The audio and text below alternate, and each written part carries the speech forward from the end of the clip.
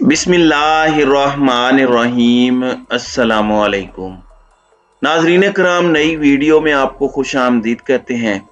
Army chief general Syed Asim Munir और साबिक DG ISPR और मौजूदा core commander Quetta general Asif Ghafoor का बड़ा खड़ाक जोड़ी ने सबको हैरान कर दिया है। इसके साथ ही साथ मुक्तदर हलकों के करीबी समझे जाने वाले और उनके कासिद समझे जाने वाले एजाजुल हक इमरान खान से मिले हैं और इमरान खान से मुलाकात के बाद यूं लग रहा है कि गेम बदल चुकी है। क्या उनके बयान से मौजूदा जो मुक्तदर हलके हैं उनकी पोजीशन वाजे हो गई है?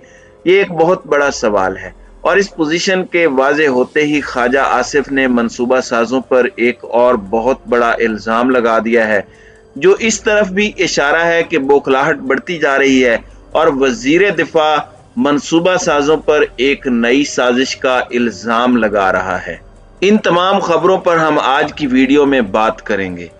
नाजरीन कराम, साबिक वजीर आजम इमरान खान ने प्रेस कॉन्फ्रेंस की। उस प्रेस कॉन्फ्रेंस में जो केस बिल्ड किया उन्होंने, वो मईशत की बुनियाद पर किया और उनकी बात दुरुस्त है।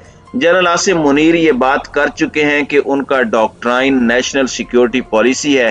तो नेशनल सिक्योरिटी पॉलिसी के अंदर ये लिखा है कि पाकिस्तान की कौमी सलामती मुआशी सलामती यानी इकोनॉमिक सिक्योरिटी के साथ वाबस्ता है। बड़ी सादा सी बात है। और अगर आप इकोनॉमिकली स्ट्रांग नहीं है और अल्लाह ना करे अगर हम दिवालियापन की तरफ जाते हैं, हमें कोई आकर रेस्क्यू नहीं करता, तो फिर हमें इसकी बात माननी होगी। अगर रेस्क्यू करता है तो उसकी बात माननी होगी। इसमें कुछ भी हो सकता है। खान साहब इस हवाले से बाइडन की स्टेटमेंट बता चुके हैं, जिसमें वो इमरान खान पाकिस्तान के एटमी असासों को गैर महफूज कह रहा है। तो आपको सब समझ आ जाएगी। The greater game Imran Khan बड़े अरसे से सबको समझाने की कोशिश कर रहे हैं, वो बड़ा क्लियर हो जाता है। लेकिन इस सारे सिनेरियो में इमरान खान भी मईशत पर बात कर रहे हैं और एजाजुल हक बड़ा मुस्बत किरदार अदा कर रहे हैं। ये ज़ियाउल हक के साहबजादे हैं और इनके मुक्तदर हलकों से भी बड़े अच्छे ताल्लुकात हैं, होने भी चाहिए, कोई मुज़ायका नहीं है। और इमरान खान से भी हैं। इससे पहले भी इन्होंने कुछ मुलाकातें की। उस वक्त भी ये बात की गई कि मुक्तदर हलकों का कासिद पहुंचा है इमरान खान के पास और कुछ आइस ब्रेकिंग पिछली इस्टेब्लिशमेंट के साथ भी करवाने की कोशिश की। अब नई इस्टेब्लिशमेंट है। एक जानिब आपको पता है कि इमरान खान ने आज जनरल आसिम को मुखातिब किया और नेशनल सिक्योरिटी के इदारों को अपना रोल प्ले करने का कहा, जो उनका किरदार है। ये ना हो जाए कि रूम जलता रहे और नीरो सिर्फ बांसुरी बजाता रहे। तो इस सब के अंदर कल खान साहब की जमान पार्क में एजाजुल हक से मुलाकात हुई। एजाजुल हक से मुलाकात हमेशा मेरे लिए इंटरेस्टिंग होती है। मेरे लिए ऐसी मुलाकातों की टाइमिंग बहुत इंपॉर्टेंट हुआ करती है और मैं इसे उस तनाजुर में भी देखता हूँ। एजाजुल हक ने जमान पार्क में खान साहब से मुलाकात के बाद मीडिया से गुफ्तगू की और उन्होंने जो गुफ्तगू की है वो थोड़ी सी सुन लें ताकि क्लियर हो जाए, फिर आगे बढ़ते हैं। और जनरल आसिफ गफूर पर भी आना है और मंसूबा साजों पर नया गरम देगचा जो वजीर दिफा की जानिब से उल्टा गया है उस पर भी आना है। आप पहले एजाजुल हक साहब की ये स्टेटमेंट सुने। बिस्मिल्लाहिर्रहमानिर्रहीम। आज इमरान खान साहब के साथ मुलाकात हुई और जिस तरह के 22 करोड़ आवाम को इस वक्त परेशानी है मुल्क के बारे में, खान साहब को उससे ज़्यादा परेशानी है कि उन्होंने हालात को बड़े करीब से देखा। इस वक्त जो हमारी इक़्तिसादी मामलात हैं उसको पसे पुश डालकर तो तरह तरह की चीज़ें सामने लाई जा रही हैं ताकि लोगों को डिस्ट्रैक्ट किया जाए। मुल्क दिवालिया होने के करीब है। मौजूदा हुकूमत डिलीवर कर नहीं सक रही, ज़िद से सिर्फ हुकूमत के अंदर बैठने की कोशिश कर रहे हैं। तो इस मुल्क को इस दलदल से निकालने के लिए ये बात हुई है कि जब तक जल्द अज जल्द इलेक्शन नहीं होंगे इस मुल्क के हालात बेहतरी की तरफ नहीं जा सकते। लॉ एंड ऑर्डर को आप देख लें, इकॉनमी को आप देख लें, इम्पोर्ट्स एक्सपोर्ट्स को देख लें, डॉलर अवेलेबल नहीं है। पोर्ट के ऊपर आज सैकड़ों की तादाद में कंटेनर जो है वो खड़े हुए हैं, पैसे नहीं उनको देने के लिए। 12 शिप्स जो थे वो सोयाबीन के आए, यहाँ पर 22 अरब का एक शिप है और यहाँ पर जो है इस वक्त हर चीज़ की किल्लत आ जाएगी अगर ये मामला को ठीक ना किया कोई मुल्क। तो इसलिए बेहतर ये होगा कि इस हुकूमत से जान छुड़ाई जाए कि लोगों ने इनको एक्सेप्ट ही नहीं किया। जी नाजरीन कराम, आपने एजाजुल हक की गुफ्तगू सुनी। ये बड़ी इंटरेस्टिंग और इम्पोर्टेंट गुफ्तगू थी।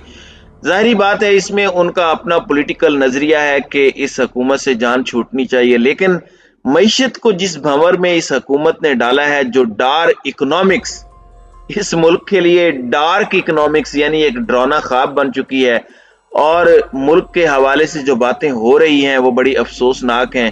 اور اس پر ظاہری بات ہے یوں لگ رہا ہے کہ اس ملاقات کے بعد خان صاحب کا پیغام تو پہنچا ہوگا، لیکن خان صاحب نے یہ پیغام ڈائریکٹلی بھی پہنچایا ہے، اور اس مرتبہ خان صاحب نے مقتدر حلقوں کو پیغام کوئی بیک ڈور چینل سے نہیں بھیجا، بلکہ پوری قوم کے سامنے آ کر لائیو ٹی وی پر آ کر سب کو گواہ بنا کے، قوم کو گواہ بنا کے پہنچایا کہ سب کو ایک ہونا ہوگا ملک بچانے کے لیے۔ کہیں ایسا نہ ہو جائے خاکم بداہن، اللہ نہ کرے ملک کے ساتھ کچھ ایسا ہو جائے، بہت کچھ ہو سکتا ہے ہمارے ملک کے ساتھ، ہمارے اثاثوں کے ساتھ، کہیں بہت زیادہ دیر نہ ہو جائے۔ یہ خان صاحب نے آج ریئلائز کروانے کی کوشش کی ہے۔ 20 دسمبر تک کا وقت ہے، میں پچھلے ویلاگ میں بھی کہہ چکا ہوں کہ کاؤنٹ ڈاؤن شروع ہو چکا ہے۔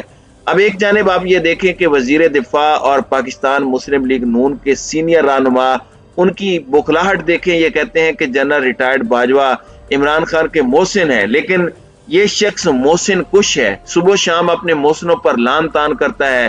سیال کوٹ میں مسلم لیگ نون کے ورکرز کنونشن سے خطاب کرتے ہوئے خواجہ آصف نے کہا کہ عمران خان کہتا ہے کہ میں نے باجوہ کو ایکسٹینشن دے کر غلطی کی۔ جنرل باجوہ کے پاس جا کر کہتا رہا میں تا حیات آرمی چیف بنانے کی پیشکش کرتا ہوں۔ وزیر دفاع نے خطاب میں کہا باقاعدہ منصوبے کے تحت ایک شخص کو اقتدار میں لایا گیا، وہ شخص نئی نسل کو تباہ کر کے آوازیں دے رہا ہے کہ اسے الیکشن دیے جائے۔ انہوں نے کہا عمران خان اچانک نازل نہیں ہوا، غور طلب یہ جملے ہیں، اسے ایجنڈے کے تحت لانچ کیا گیا، منصوبہ سازوں نے تہیہ کر لیا ہے کہ اسے ریاست پر مسلط کرنا ہے، اس کے نتائج سب کے سامنے ہیں۔ عمران خان ایک تجربہ تھا جسے 2012-2013 میں لانچ کیا گیا تھا، یہ غلط اور تباہی کا تجربہ تھا۔ انہوں نے کہا کہ ہم ملک کو دوبارہ پٹڑی پر چڑھائیں گے، یعنی وہی پرانا منجن جو ہے یہ بیچنے کی کوشش کر رہے ہیں۔ ناظرین کرام، میں یہ بات بڑی واضح طور پر آپ کے سامنے رکھ رہا ہوں کہ یہ ان کا جو واپس اینٹی اسٹیبلشمنٹ بیانیہ ہے، یہ اسے ٹاکیاں شاکیاں مار کے تیار کر کے باہر نکال کے رکھ رہے ہیں اور اسے دھوپ شوپ لگوا رہے ہیں، پھر اس کے بعد یہ اسے دوبارہ استعمال کریں گے۔ اب ایک جانب یہ ہو رہا ہے تو وہیں دوسری جانب آرمی چیف شہید ارشد شریف کی والدہ کے پاس گئے قدم بوسی کی۔ جنرل آصف غفور بھی ایک ایسے جنرل ہیں جنہوں نے ایک طرح کی پاکستان کی عوام سے وہ محبت سمیٹی ہے جس کی مثال کم ملتی ہے۔ ٹویٹر پر ریسپانس آپ دیکھ لیں لوگوں کی ایک ان کے ساتھ ایسوسیشن ہے، جس طرح 5th جنریشن وارفیئر میں انہوں نے یوتھ کو تیار کیا، وہ بلا شبہ قابل تحسین ہے۔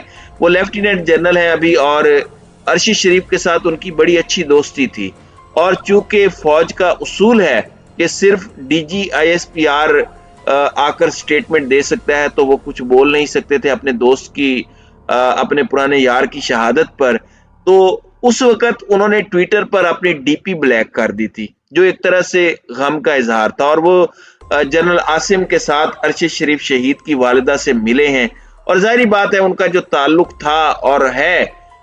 اب یہاں پر جنرل عاصم منیر، انہوں نے بلوچستان میں کوئٹہ اور تربت کا دورہ کیا، یہ 2 روزہ دورہ تھا۔ پاک فوج کے شعبہ تعلقات عامہ کے مطابق آرمی چیف نے پہلے دن کور ہیڈ کوارٹرز کا دورہ کیا، جہاں انہوں نے یادگار شہداء پر پھولوں کی چادر چڑھائی اور فاتحہ خوانی بھی کی۔